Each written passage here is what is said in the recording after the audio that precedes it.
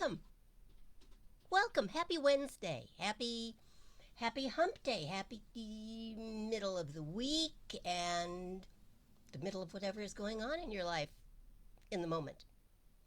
Our intention here is that if you need a little lift, if you need a little faith lift, if you need a better understanding of your relationship with spirit, well, that's why we're here. And you are ever so welcome to join us. And I'm very glad you're here. You know, I like to think that we're a kind of spiritual clinic. We'll help you feel better if you're not feeling so hot. And we'll help you feel even better if you are feeling fine. And we can also function as a spiritual urgent care if that happens to be where you are and what you need.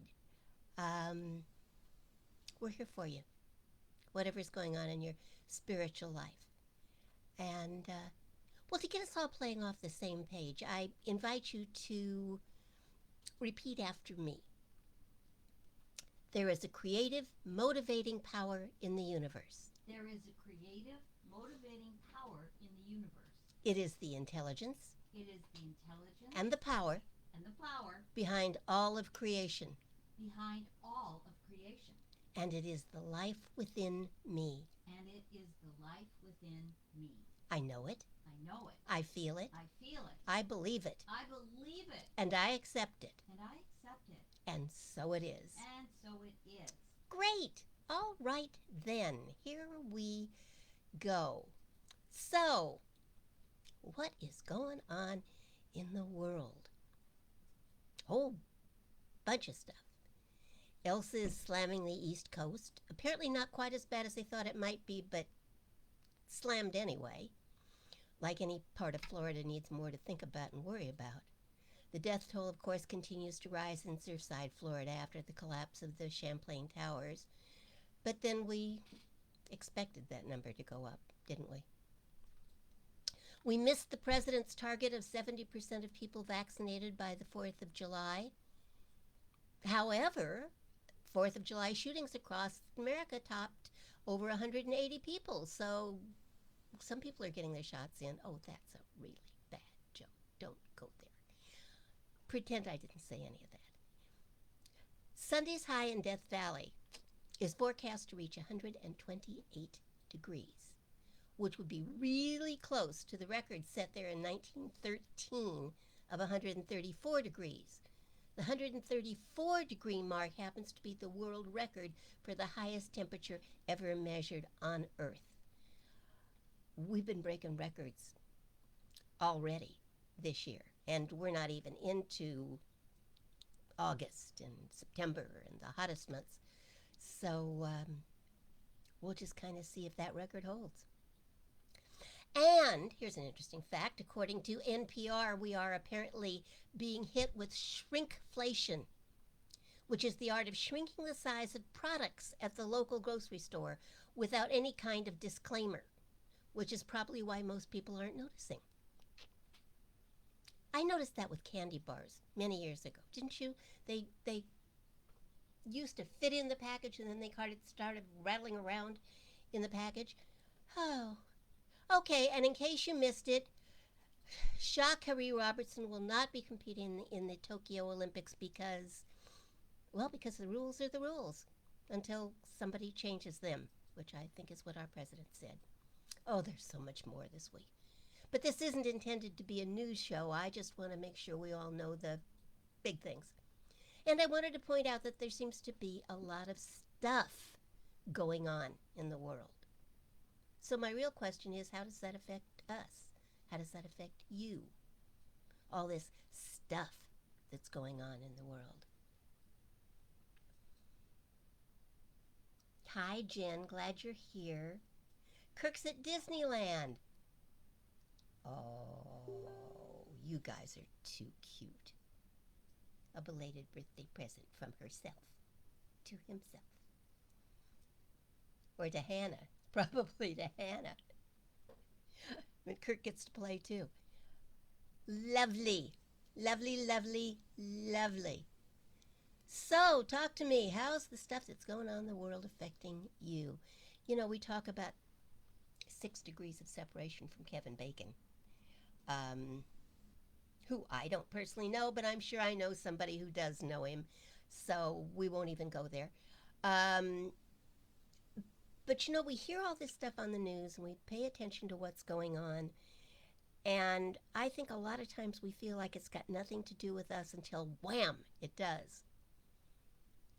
Until we find out that somebody we know had COVID, that somebody we know knows somebody that lived in Surfside. There are all those weird connections that we don't make until we do.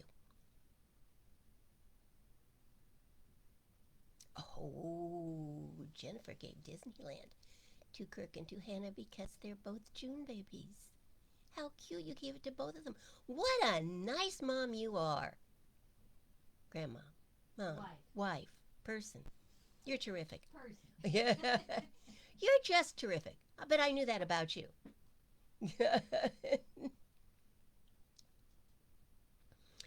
Oh, so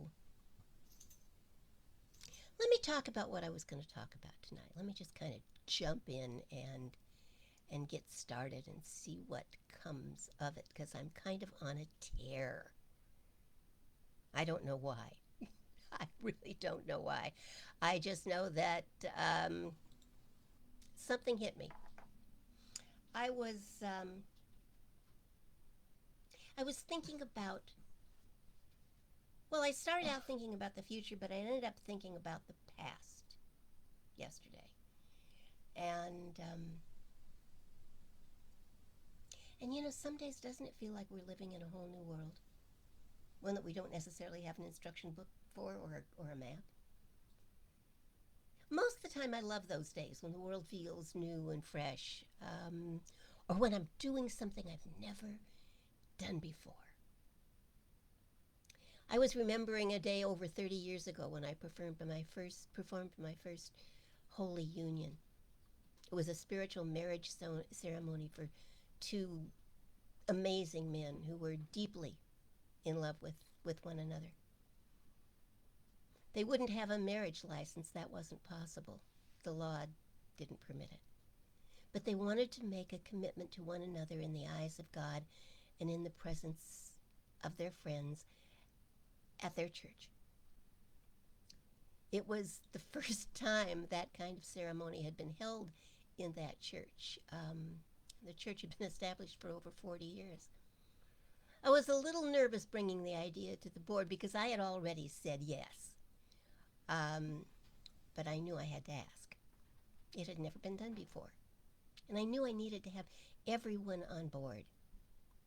The board, to my delight, said yes, but not without mentioning that there might be a few members of the congregation who might get an eyebrow or two out of joint. Well, I figured eyebrows could always be repositioned.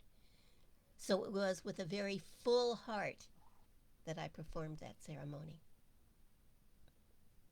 And it was with a very full heart that 30 years later I performed a then very legal marriage ceremony for two women at the church that I led in Cambria.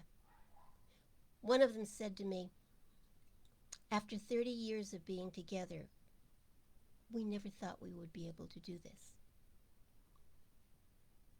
So I cried. Good tears, happy tears. I was so honored to have been part of correcting that thought for them.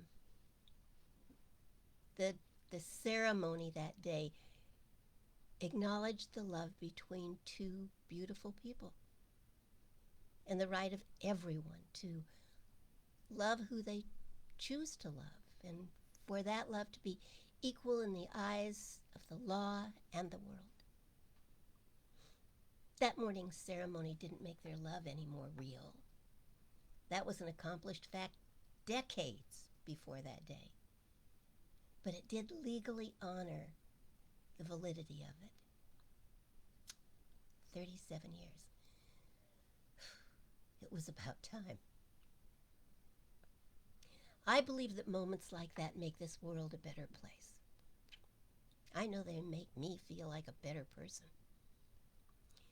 Now, while we are writing the world, I'd like you to imagine a whole new world with all the wrongs righted. A world not broken, not fighting, not diseased, not hungry, not living on the edge of war or global warming or a worldwide pandemic or, oh, we'll just pick your favorite catastrophe or catastrophes. T.S. Eliot wrote, "We shall not cease from exploration. And the end of all our exploring will be to arrive where we started and know the place for the first time." So let's take a few minutes here and explore this world we live in. Let's look through a telescope at the universe and the stars, or through a microscope at the infinitely small world out of which the universe is created. Look around. Look around. Is it really the universe we need to fix? The sun, the moon, the stars, they're all doing just fine. The planets, even our little blue planet without our interference, did just fine for millions of years. It's just the last couple of hundred that seems to have knocked a few things out of sync. The universe, they say, is one song, although apparently that's not completely accurate. But anyway, it hums along just fine. It replenishes, it renews, it evolves naturally. From a universal perspective, God's in his heaven and all's right with the world. Robert Browning. God is seeing God in the star, in the stone, in the flesh, in the soul, and the clod.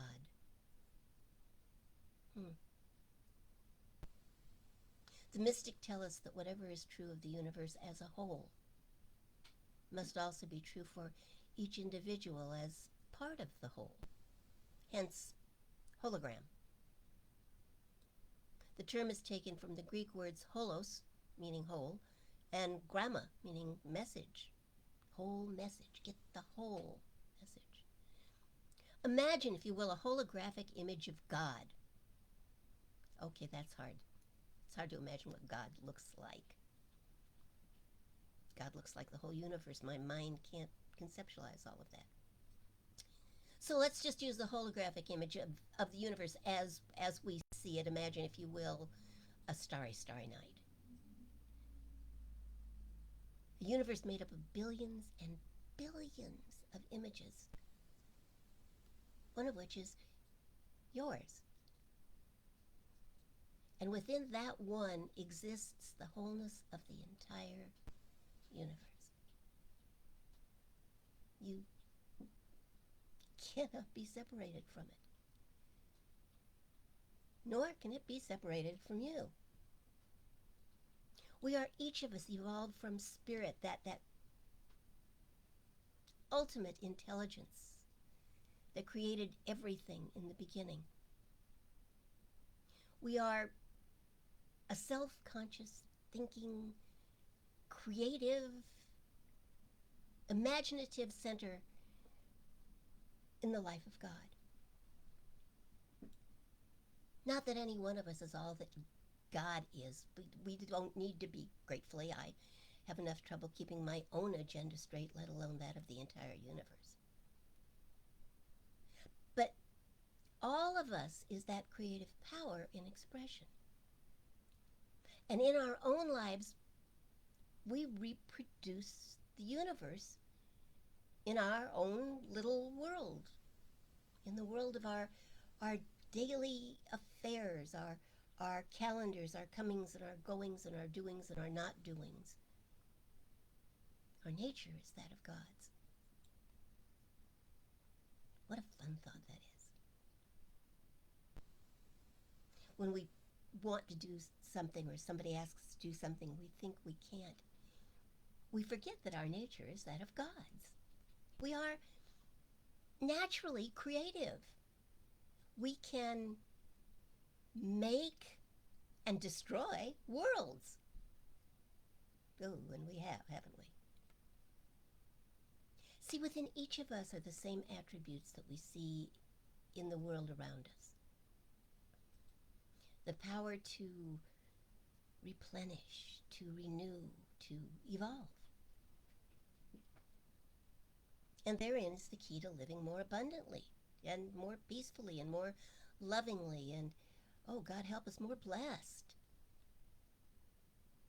We are, each of us, made out of, from life, capital L. It's our job to learn to use the divine nature and the divine power from which we have come. That, I believe, is what we're here for. To learn to use what we've got. I've used this quote a couple of times in the last few weeks, but it always seems to fit. So I'm going to use it again. Wordsworth. Our birth is but a sleep and a forgetting. The soul that rises with us, our life star, has had elsewhere its setting and cometh from afar. Not in entire forgetfulness and not in utter nakedness, but trailing clouds of glory do we come from God, who is our home. We did not create individually our original home. I'm not talking about a brick or a wooden or a stucco structure. I'm talking about where we really come from. We didn't create that. We did not create our nature. We did nothing to earn it. We can't change its inherent reality. It just is what it is. We are what we are. And we use what we've got for better or worse. In sickness and in health, for richer or poorer. Till death do we part.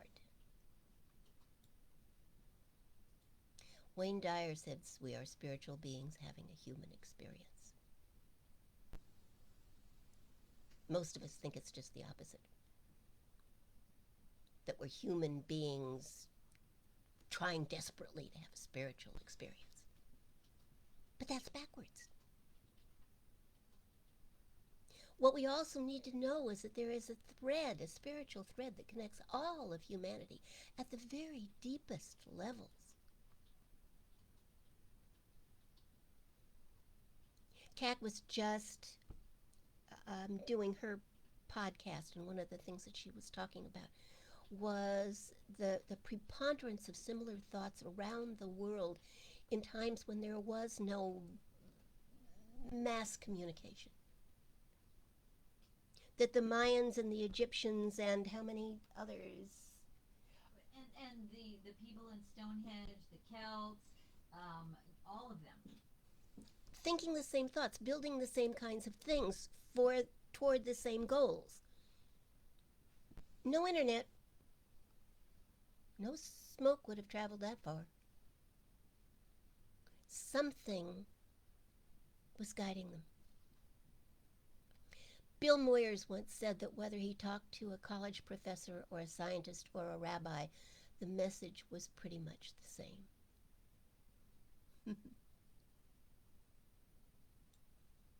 Deepak Chopra tells us that worldly success depends upon spiritual laws. And science tells us that whether we are looking through a microscope or a telescope, we are looking at the same thing. And with the same thing.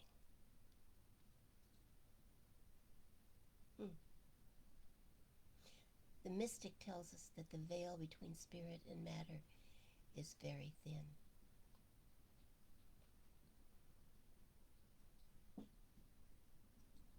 Ernest Holmes, in the dedication of the Whittier Church of Religious Science, in the middle of his speech, stopped and went silent.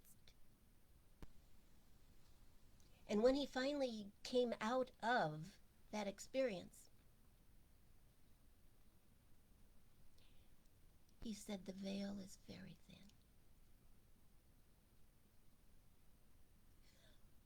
I believe we are beginning to lift the veil,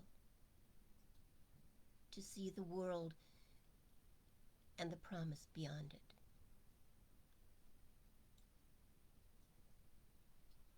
You know, most of us were told as children that the two absolutely taboo subjects in polite company were religion and politics. That's changed. Politics are all over the airwaves, and spirit is on our minds and on our bookshelves and on the bestseller lists and on our televisions in prime time.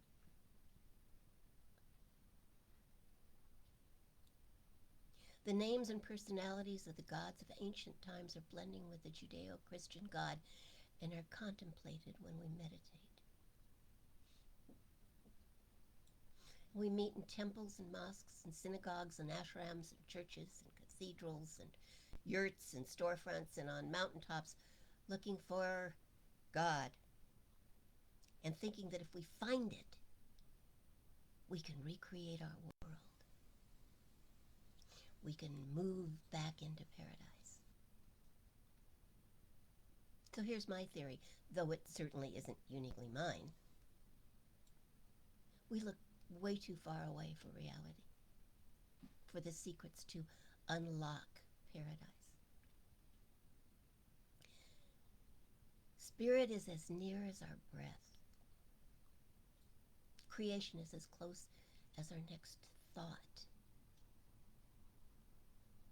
What we are looking for, what we are searching for, is all that there is. And it can be found looking through the telescope or the microscope or the looking glass, or just by opening our eyes and paying attention.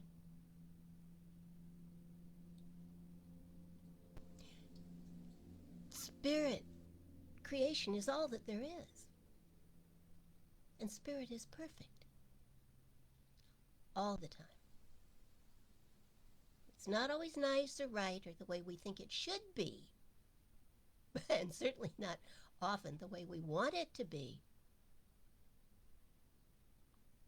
But it is always perfect because it is always what we believe it to be. It is the perfection that we must come to see.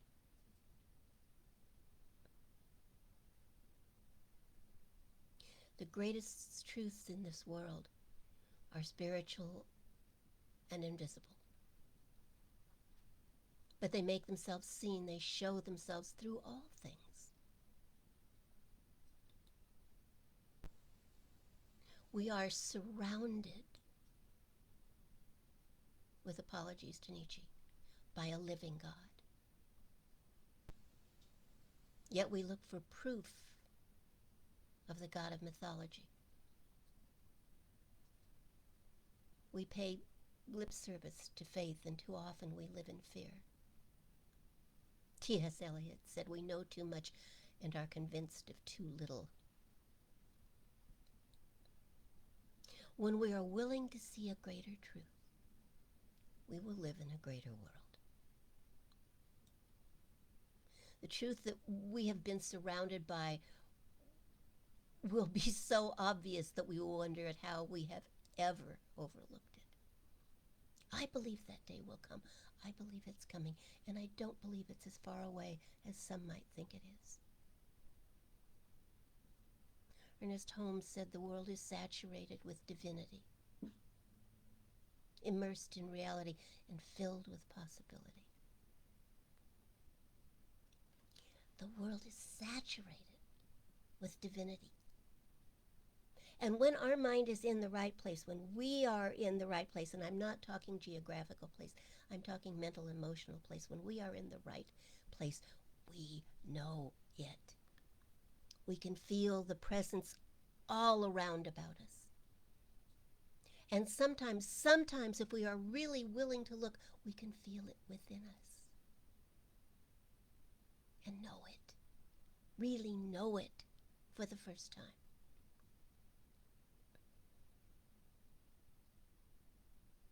We must take the divine possibility and mold it into a very present actuality in our everyday experience. We must learn to see the good and be the best. And we must be courageous enough, large enough to love and not hate, to embrace and not arm, to accept and not reject, to understand and appreciate our differences, that we may then celebrate our similarities. I'm convinced that this is the way to the whole new world, the path to peace and happiness. Of all the seekers throughout the ages, those who have come closest to living their own divinity are those who have seen the world for what it really is and have reveled in it and loved it and come to love those who inhabit it. And they have changed the world, one idea at a time.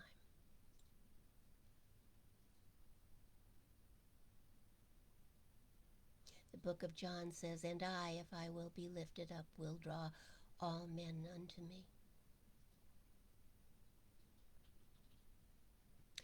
For as far back as I can remember, well, that's not completely accurate, but a long ways back, in theory and song we anticipated the age of Aquarius.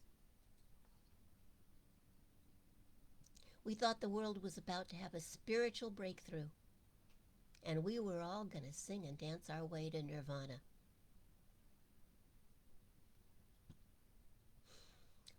Well, it doesn't seem to have happened. Or has it? So what if it's just taking a little longer than we anticipated? And what if, even now, we are on the edge of a spiritual breakthrough? What if we are standing at the threshold of a new world, a whole new world?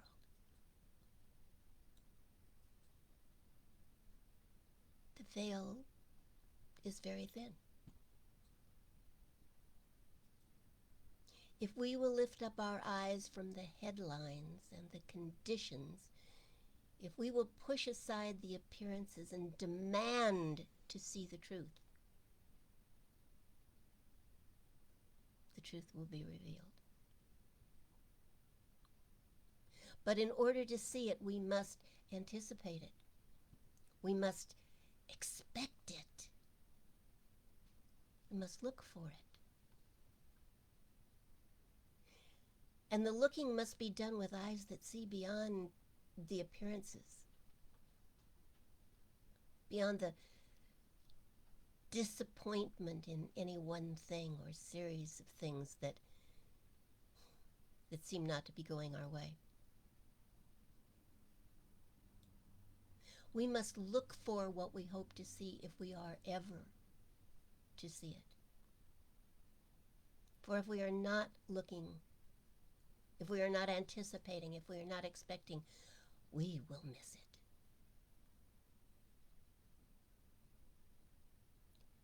But seeing beyond appearances, looking for that which our heart and soul longs for, imagines, then we will lift the veil. Then we will truly see beyond appearances into the soul of the universe, and therein into the heart of God. And one courageous explorer at a time, we will find ourselves healed and whole, brilliant and peaceful. And so too will be the world that we inhabit.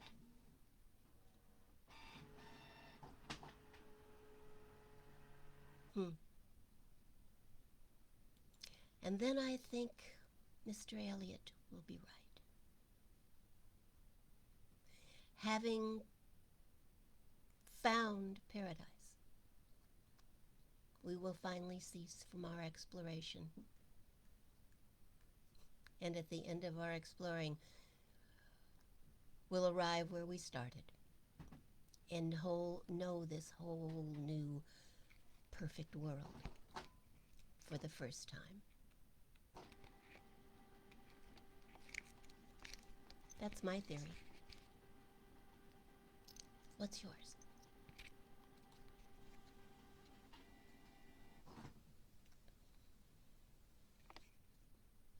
I have a kitty here trying to take over the world, and he just might do it.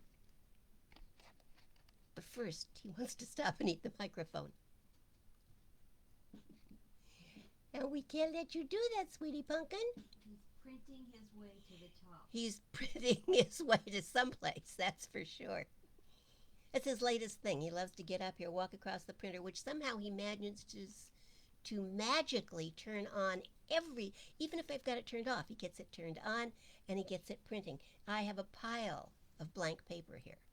Now, the good news is it's blank paper because I've made sure there's nothing on the printer bed, because otherwise it would be a pile full of the same picture. Unless he could print money. Oh, if he could print money. Come here, baby. Can you print money? Sure, Mom. Give me some. Give me some. And after I chew on it for a while, I'll print it. Special appearance by spirit. Yes. The cat who is going to take over the world, I'm sure of that. So,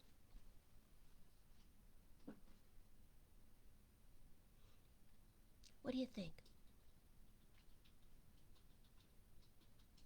Can we do it? Can we change the world? For good. For good. I believe we can.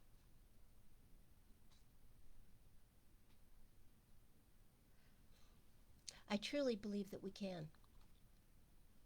There's work to be done, for certain. But our world, the world, is clearly on the verge of something. Will it be disaster? Or discovery of our divinity? Or will disaster lead us to the discovery of our divinity? I wonder. I don't believe it's too late. I think we get to decide. And I think it's time for us to roll up our sleeves and get to work. I don't know exactly what that looks like. I think each one of us will be called in a different way to do different things. I just know every time, I do a little 3-card tarot reading for myself every morning, and I am astounded at the number of times the judgment card comes up. And the judgment card is all about answering the call. It shows Gabriel and people rising up.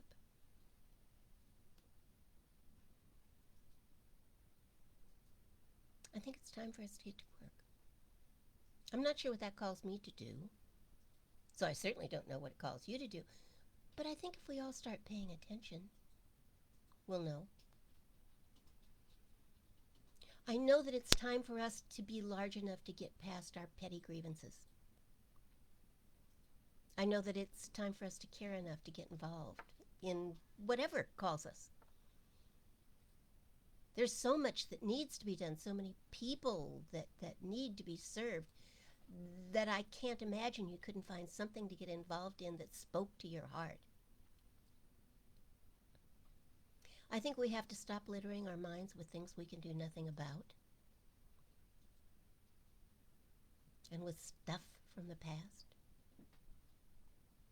And I think we have to stop tying ourselves up in knots because of what others have done or not done, or what we've done or not done.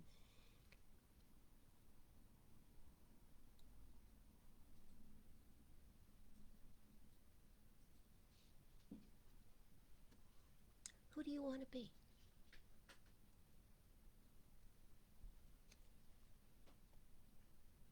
I believe that there is a perfect pattern within each one of us that will reveal itself if we just let it. If we stay awake.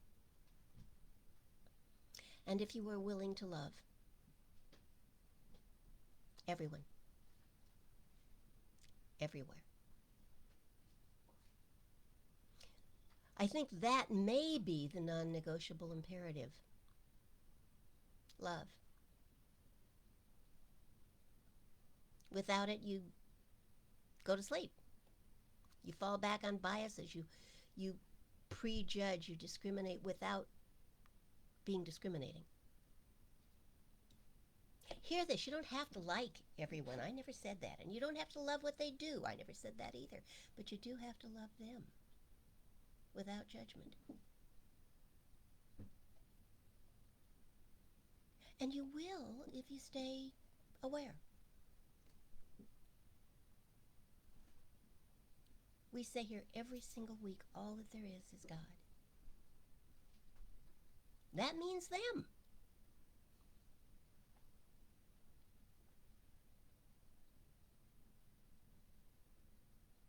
That means them. It means getting our righteousness out of the way and practicing love. And there are times when I'd rather do almost anything than that.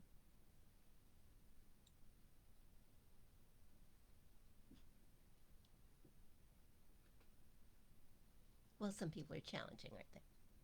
Extra grace is required.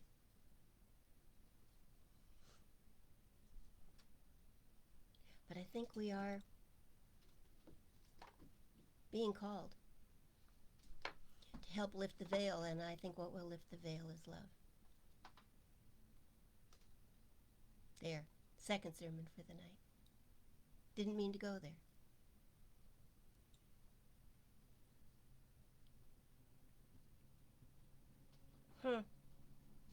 Let's pray, shall we? Shall I pray for rest? A good night's rest for you, Jennifer? Rest and renewal. And yes, that's Spirit printing blank paper again. Spirit, come here. Come here, baby.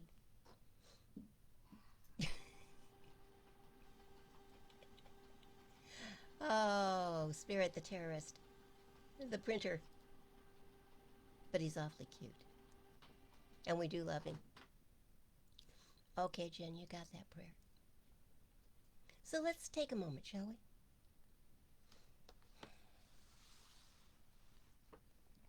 Let's take a moment. Close your eyes if that feels right for you, or just soft focus.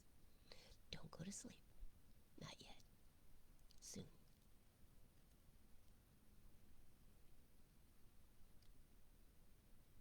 Rumi says, out beyond the field of right doing and wrong, right beyond the world of right doing and wrongdoing, there is a field. I'll meet you there. Let's go there. Let's go there.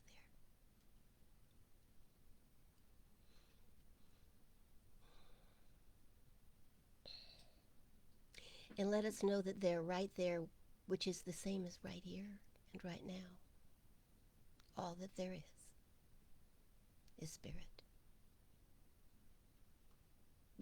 intelligence. We try to name it, and in naming it, we diminish it somehow. In trying to define it, we come up with titles that people are more than happy to knock down, and yet it's bigger than any of that.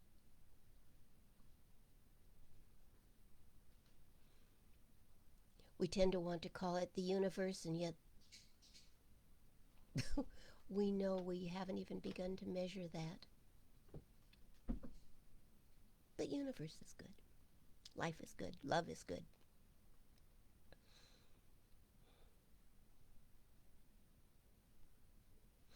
God is taken from the old Germanic meaning good, so how bad could it be? Let us know here and now that we are surrounded by and immersed in the life of spirit.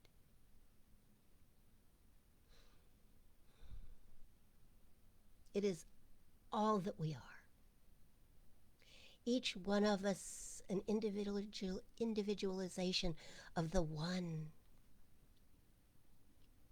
Spirit's choice to express in us, as us, and through us. How exciting. A conscious choice on the part of life itself to be you. With all of your beauty and talent, with all of your sparkling wonder, and with all of those beautiful little flaws, so the light can get through.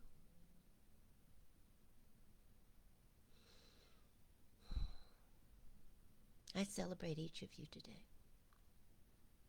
Celebrate you as a place where God is, and since I love God, I love you. It's really pretty simple. It's really pretty amazing. It's really pretty magical.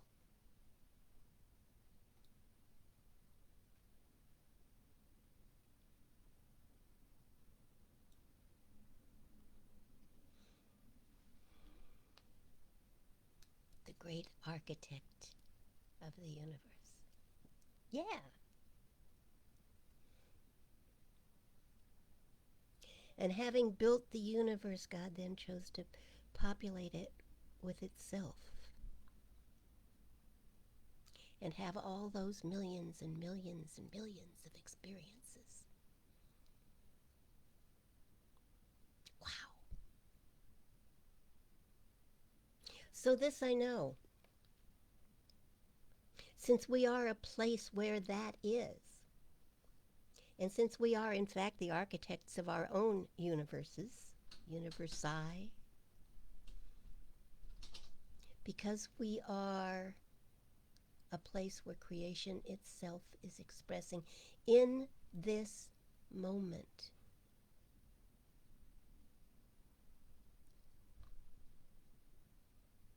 So I know that as on the first day, we can each of us say, let there be light, and there will be light, and understanding, and revealing, and the veil will lift, and we will see as we have never seen before.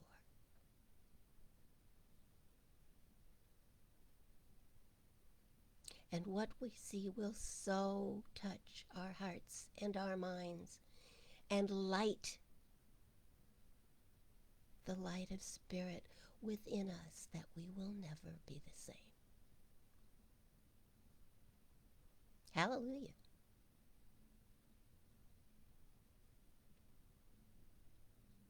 And so I know that whatever it is we would ask for in prayer, that is done. Tiredness falls away from Jennifer. Just lets her go. releases her. And she is filled with the energy of the living God. And that energy allows her to sleep so peacefully tonight because it is so perfect.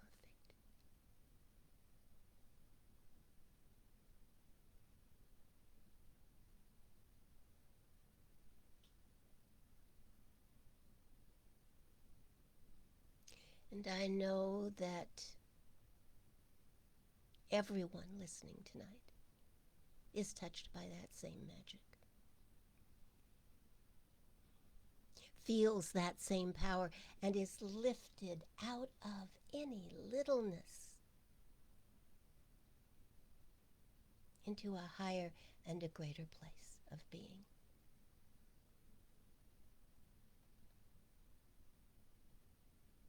I know that that which we call God, Spirit, the universe, the architect of the universe, the Almighty, the One, so many names. I know that that expresses in and through each of us all the time, and particularly right now when we are paying attention.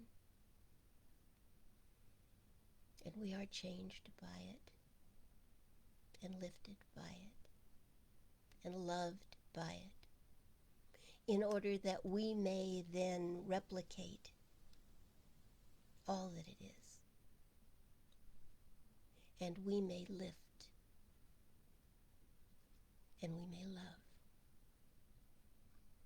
and we may light the way for others.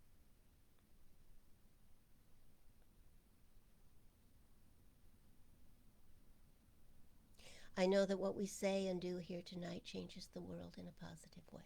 That's all I need to know. And I know that we are blessed for the work that we do, as well as being blessed for that which we do not do.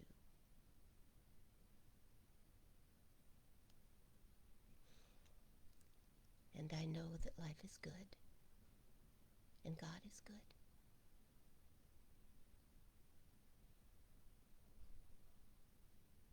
And I am deeply, deeply grateful for the blessings and the understanding and the love, and for answered prayer,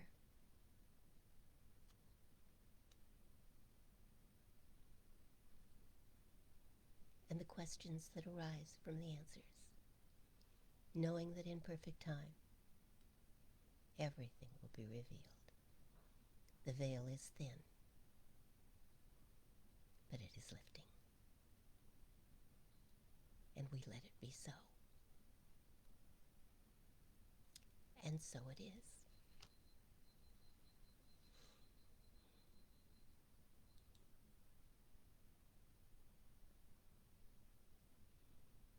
Will you join me in our closing and simply repeat after me? The universe is calling. We are here to answer the call.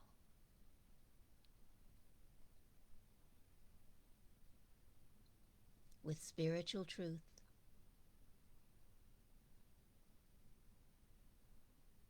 with divine action,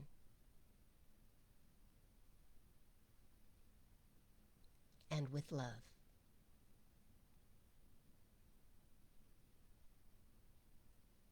We are here to be agents of change.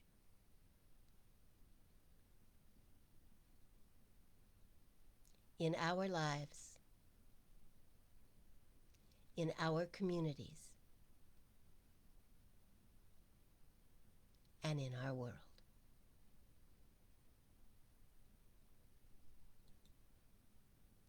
And so it is.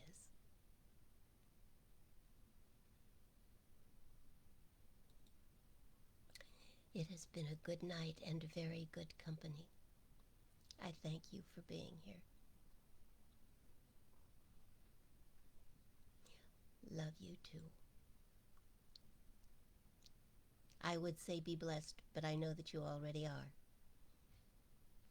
And I would say go with God, but I know you can go no other way. Sleep well tonight. Take on the world tomorrow.